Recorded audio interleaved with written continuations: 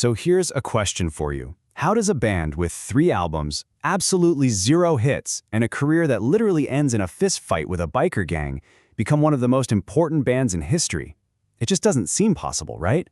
Well, that is the unbelievable story of the Stooges, a band whose commercial failure was matched only by its massive influence. Let's dig into how they pulled it off. To really get the Stooges, you first have to understand where they weren't. Okay, so picture it. It's 1967. The West Coast is all about the summer of love. Peace, love, psychedelia. But, while that was happening, something totally different was brewing in the industrial Midwest.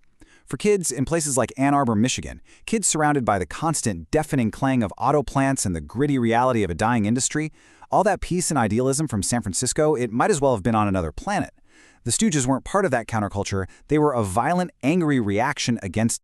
You could really call them the anti-summer of love. Seriously. While the hippies were off dreaming about utopia, a completely new sound was clawing its way out of the Rust Belt. And this sound wasn't built on harmony and good vibes. Oh no. It was built on mechanical repetition, social friction, and a whole lot of noise. So let's go back to the beginning, to where this all got started. Ann Arbor, Michigan, right there, in the heart of the American auto industry. The rhythmic, grinding clang of the factories became this strange, unlikely heartbeat for a whole new kind of music. The band came together in 1967, and it was basically a mashup of guys from local bands. You had James Osterberg, who, would very soon become the legendary Iggy Pop. And he teamed up with 2 brothers, Ron and Scott Asheton, and their buddy, Dave Alexander. They were just kids from the neighborhood, playing in garage bands and soaking up all those gritty Michigan sounds. And here's where it gets really interesting, because it shows you the huge contradiction at the heart of this band. Their frontman, Iggy Pop, he wasn't some troublemaker. The guy was a model student. He was class vice president and was actually voted most likely to succeed. But after a trip to Chicago, he had this epiphany. He realized that trying to copy old black blues artists just felt fake for a white kid from a trailer park in Michigan. He wanted a sound that was his own, something raw, something real, something that sounded like where he came from. In their earliest days, they called themselves the Psychedelic Stooges, and honestly, they were more like an art project than a rock band. They had 0 interest in being technically good musicians. I mean, they were making drums out of old oil cans, creating feedback by just slamming their amps on the floor, and channeling those industrial factory rhythms. It was a complete and total rejection of musical skill in favor of pure, unadulterated sound. So they take all this raw energy into the studio, and it would go on to define their entire recording career.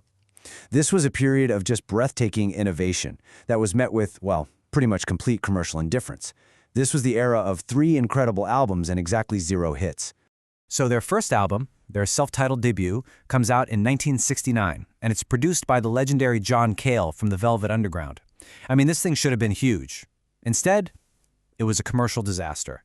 It completely stalled out at number 106 on the charts. It turns out the world was just not ready for the Stooges. And the critics?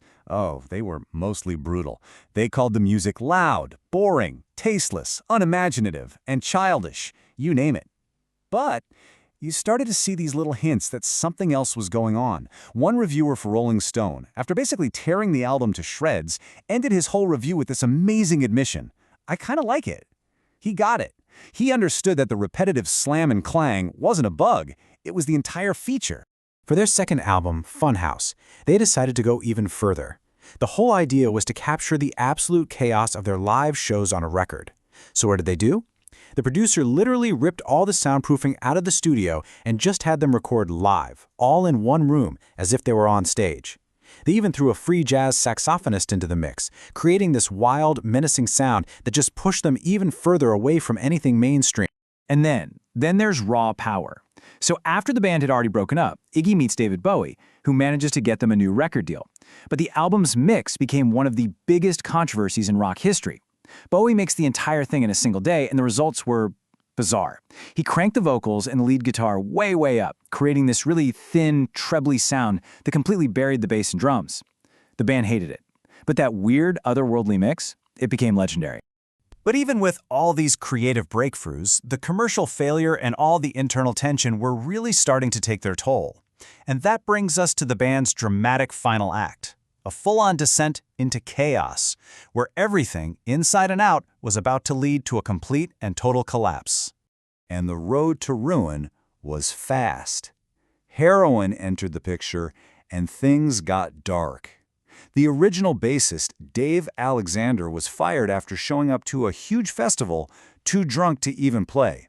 And then, and you can't make this stuff up, Iggy started a feud with a local biker gang on the radio, which, set the stage for a pretty inevitable showdown. And that showdown became their final show. The whole thing was recorded and released as the live album Metallic KO, and you can literally hear the sound of the band being attacked by the audience. The bikers showed up, and they pelted the stage with beer bottles, eggs, even shovels. And Iggy, in true Iggy fashion, he just taunted them more and more, until he finally jumped into the crowd and was beaten unconscious. The band broke up right after that. End of story, or so it seemed. So how does that spectacular failure possibly lead to immortality? Well, the answer is in their legacy. It's what they left behind. They were, without a doubt, the architects of punk rock. Let's break down why this band, against all odds, ended up mattering so much. Okay, here's the crucial point. You could say the Stooges had to fail so that other genres could succeed. They literally provided the DNA for punk, for grunge, for noise rock, and for hard rock. Their super simple riffs, their confrontational attitude, that raw, powerful noise, it became the foundation for entire musical movements that came years later.